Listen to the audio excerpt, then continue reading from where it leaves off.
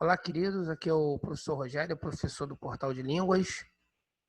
Hoje eu gostaria de trazer um assunto, no mínimo, polêmico.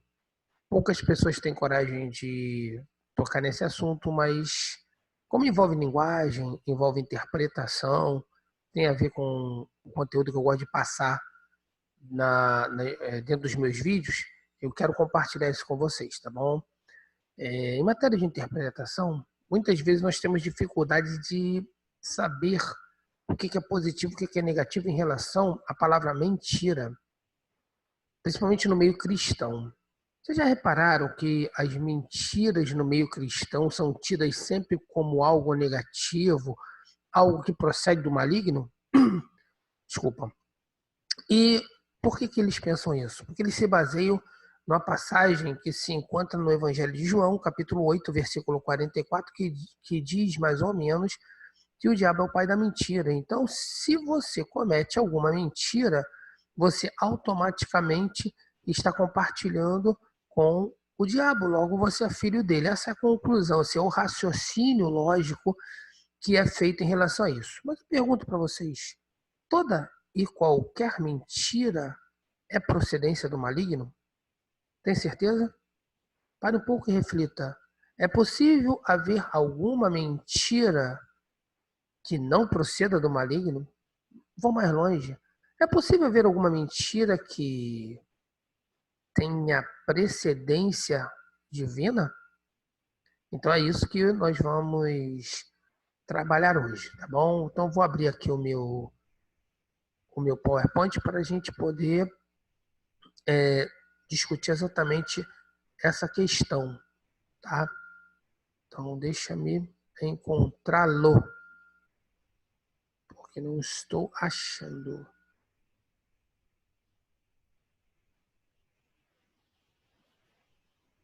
Vamos lá.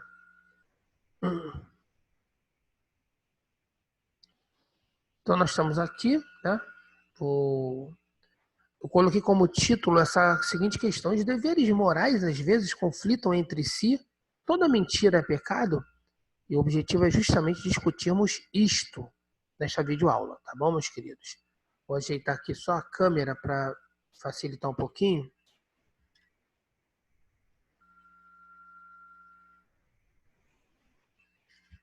Pronto. Para que a gente possa ver com mais facilidade aqui a questão. O negócio é tentar abrir aqui no PowerPoint de forma a ele... Pronto. Vamos lá. Então vou dar uma lida e de vez em quando nós vamos dar uma parada para fazermos algum comentário a respeito. Então coloquei assim: hoje gostaria de debater um assunto bem polêmico com vocês. Trata-se da palavra mentira. Costuma-se falar no meio cristão que quem mente é filho do diabo, porque este é o pai da mentira. Mas o que significa mentira? Todo e qualquer tipo de mentira é diabólica? Será? Vamos lá então. Vou iniciar pela passagem que eu já havia falado antes, João 8,44, que diz o seguinte: vós tendes por pai ao diabo e quereis satisfazer os desejos do vosso pai. Ele foi homicida desde o princípio e não se firmou na verdade. Quando ele profere mentira, fala do que lhe é próprio, porque é mentiroso e pai da mentira. Note que eu coloquei mentira com letras garrafais para realmente enfatizar. E a minha pergunta é: de que mentira o senhor está falando aqui? Veja bem que o texto ele faz uma associação com homicida, né? O contexto, os judeus estão reclamando com o Senhor, dizendo que eles são filhos de Abraão. E Jesus faz esse contraste aí, primeiro dizendo sobre a característica homicida do diabo e depois a característica da mentira. Então, a palavra mentira em grego quer dizer pseudos, tá? Então nós vamos analisar aqui embaixo agora. Se analisarmos o contexto, perceberemos que se trata da palavra vinculada a outra, homicida. O grego é pseudos, tá? Eu coloquei tanto em transliterado quanto na forma grega. Dá dois sentidos, mentira ou falsidade. E há uma pequena diferença entre as duas palavras. Por mentira, se entende uma afirmação contrária à verdade. a fim de induzir o erro. Tá? Isso foi tirado do Oxford English Dictionary. Por falsidade, algo falso ou enganoso, é uma mentira, é uma calúnia, é uma hipocrisia. Dessa forma, a falsidade é algo mais abrangente do que simplesmente mentir. Vamos dar uma pausa aqui antes de eu virar a página. O que acontece? Falsidade também é mentira, só que ela é mais abrangente. Ela contém, né, está contido na falsidade não só a ideia de mentira, mas a ideia de calúnia e hipocrisia. Agora vamos parar para pensar um pouco qual era a atitude dos judeus em relação ao Senhor naquela época.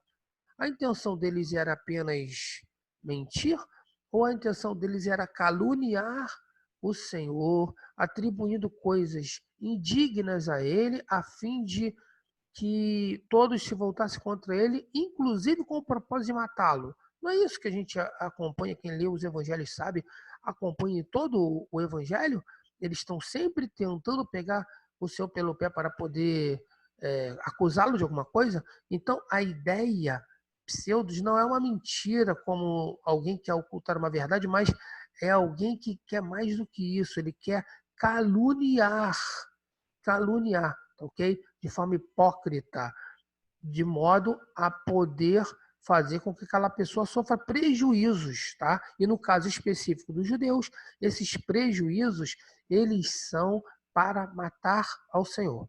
Tudo bem? Então vamos lá. Há razões de sobra para se pensar que o termo mentira em João 8,44 não está enfatizando uma mentira qualquer, mas aquela mentira caluniosa, destruidora. Daí o vínculo dela com a palavra homicida presente no mesmo texto. Mentira aqui é com o intuito de destruir. Mas por que venho com esse papo? Porque algumas vezes os deveres morais conflitam entre si, não é verdade? Imagine que você tenha um irmão que foge de bandidos por estar devendo algo. Entra na sua casa e pede para você não contar nada. E os bandidos vêm e perguntam a você onde seu irmão se encontra. Você vai falar a verdade ou mentir e permitir a morte do seu irmão?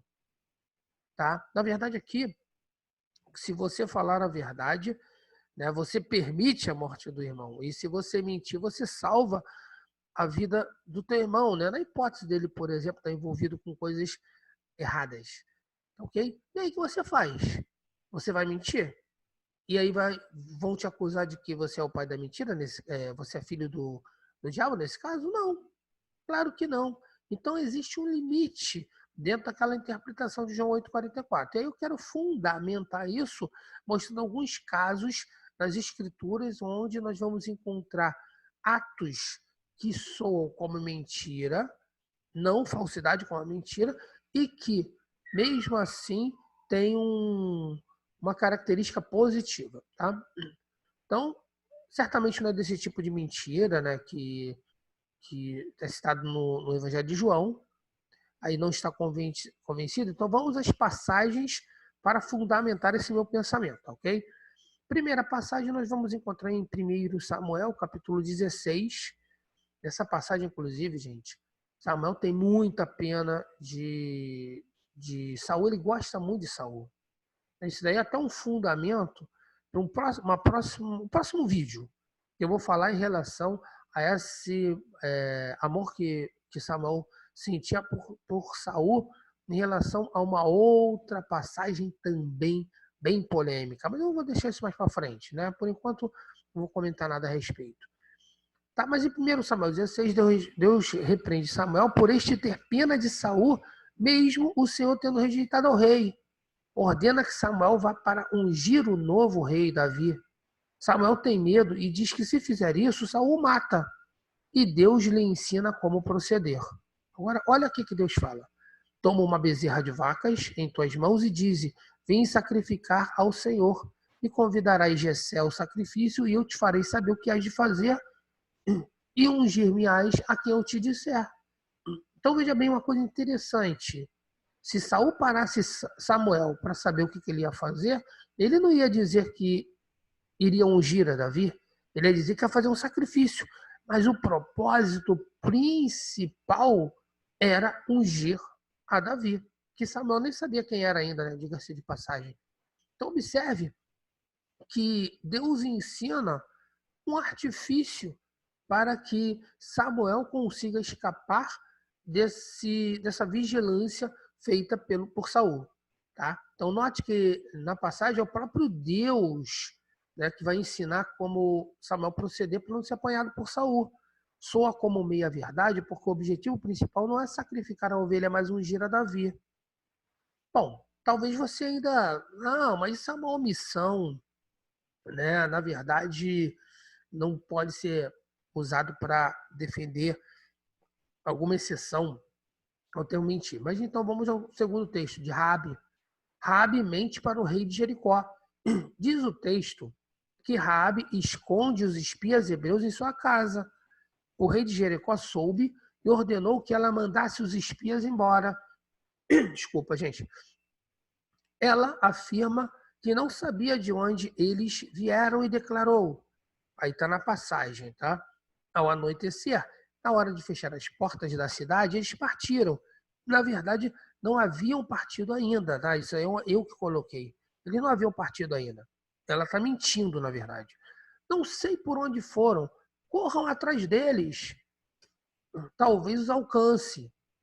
Ela, porém, os tinha levado para o terraço e os tinha escondido sobre os talos de linho que havia arrumado lá. Essa passagem você pode encontrar em Josué capítulo 2, versículo 3 e 6 a 6. Tá? Então, trocando em miúdos, o que está acontecendo nessa passagem? O rei de Jericó ordena que ela se livre deles, ela não obedece ao rei, ela esconde os espias e mente dizendo que eles já tinham ido embora. É uma mentira, não é? E por causa disso ela é filha do diabo? Claro que não. Claro que não. O próprio escritor aos Hebreus coloca Raabe como uma das que foram justificadas pela fé. Então aí no segundo parágrafo, veja bem, ó, observem que ele mente para o rei e por isso foi recompensada pelo seu ato de fé. Nesse caso, a fé eliminou qualquer atitude de mentira.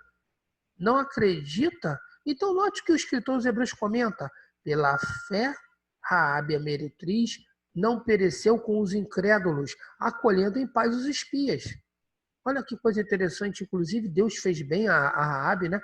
A salvou da destruição dos muros de Jericó. Olha que coisa interessante, porque ela mentiu, porque ela salvou. Porque, na verdade, a vida é muito mais importante do que qualquer código de ética. É isso que fica declarado nessas passagens. Mas pode ser que você ainda não esteja convencido, então eu quero dar a terceira passagem, para mim a mais interessante de todas, que mostra como que há casos positivos de mentira, né? Se refere às parteiras, tá? As parteiras que mentem para Faraó. Então, o contexto é o seguinte: Faraó percebe que o povo hebreu está crescendo e ele entende que é interessante matar os machos para que o povo não cresça e corra o risco dos egípcios serem dominados no futuro próximo. Tá? Então ele dá essa ordem e as parteiras ficam encarregadas de quando os hebreus nascessem, elas iam lá e cometessem o abortamento. Tá? Então vamos lá. Acompanha comigo o número 3 aí. Olha só. Nesta passagem, lemos que Faraó, percebendo que o povo hebreu estava aumentando no Egito, manda matar a todos os machos hebreus, mas as parteiras não obedeceram às determinações de Faraó. Né? Elas mentem, né? Mesmo assim, elas estão mentindo. Encontramos as parceiras abençoadas por Deus pela atitude que tiveram. Olha que coisa interessante, elas mentem e Deus as abençoa. As parteiras, porém, temeram a Deus e não fizeram como lhe ordenaram o rei do Egito, antes deixaram viver os meninos. Êxodo, capítulo 1, versículo 17. E mais, olha lá, Deus fez bem às parteiras e lhes constituiu família. Olha que coisa interessante, elas mentiram e Deus ainda abençoou, dando família para essas parteiras. Olha que coisa interessante, né? É evidente que elas foram abençoadas porque temeram a Deus, entendendo que aquilo não procedia, mas tiveram que mentir ao rei para que coisa pior não acontecesse. É aquela velha máxima: mais vale obedecer a Deus do que aos homens, aquilo que nós vamos encontrar lá no livro de Atos dos Apóstolos, Pedro falando. Então, gente, qual é a conclusão? Eu já vou passar, já estou terminando esse meu vídeo, mas qual é a conclusão que a gente tem aqui? Uma delas interessante é que nem toda mentira é maligna. Existem mentiras que são perfeitamente compreensíveis porque elas visam algo muito maior. E a vida é algo muito maior. Tá? Outras conclusões que a gente pode tirar, vamos lá, olha lá. Não é qualquer mentira que é condenável. Tá? Aqui faltou um acento, não é? Não se deve citar esses textos para justificar a mentira. Tá? O que acontece? Eu não estou aqui com isto querendo que justificar qualquer tipo de mentira, dizer que mentira é uma dádiva, não é isso que eu estou falando. Eu estou falando que em relação aos deveres morais, muitas vezes mentir é nada. Princípio da bagatela, vamos dizer assim, no direito a gente ensina, né? Princípio da bagatela, porque na verdade o mais importante é a preservação da vida, tá? É preciso entender a mentira condenada como algo que destrói o ser humano, o próximo, um ato calunioso e hipócrita. Tudo bem, gente? Então, é um tema polêmico, guardo os comentários para que a gente possa trabalhar melhor esse assunto aí, tá bom? Vou ficando por aqui. Um ótimo dia para vocês e no próximo vídeo eu vou falar de outros assuntos interessantes como esse, ok? Até a próxima, um forte abraço.